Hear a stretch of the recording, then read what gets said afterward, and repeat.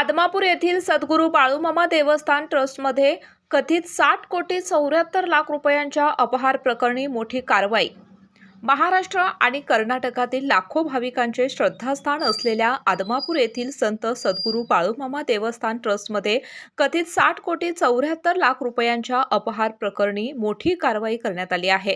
धर्मादाय आयुक्त मुख्यालय मुंबई येथील देवस्थान शाखेचे निरीक्षक रंगराव गडकरी यांनी दिलेल्या फिर्यादीवरून भुदरगड पोलीस ठाण्यात गुन्हा दाखल करण्यात आलाय।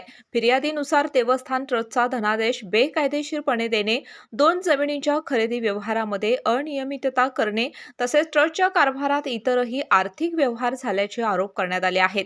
या प्रकरणामुळे देवस्थानच्या कारभाराबाबत गंभीर प्रश्नचिन्ह निर्माण झाले। दरम्यान या प्रकरणाशी संबंधित धर्मादाय निरीक्षक रागिनी झुंबरलाल खडके यांचे काही दिवसांपूर्वीच निलंबन करण्यात आले होते। त्यानंतर आता गुन्हा दाखल झाल्याने या प्रकरणाला अधिक महत्त्व प्राप्त झाले आहे। या कथित गैरव्यवहाराची सखोल चौकशी सुरू असून तपासातून आणखी धक्कादायक बाबी समोर येण्याची शक्यता व्यक्त केली जात आहे। भुदरगड पोलीस पुढील तपास करत आहेत। काय भरती नाही झाली तर फी परत? होय, अगदी बरोबर ऐकलत। आणि आम्ही फक्त आश्वासन नाही तर हमी देतो। राजर्षी शाहू करिअर प्रबोधिनी, विश्वास, गुणवत्ता आणि निकालांची परंपरा।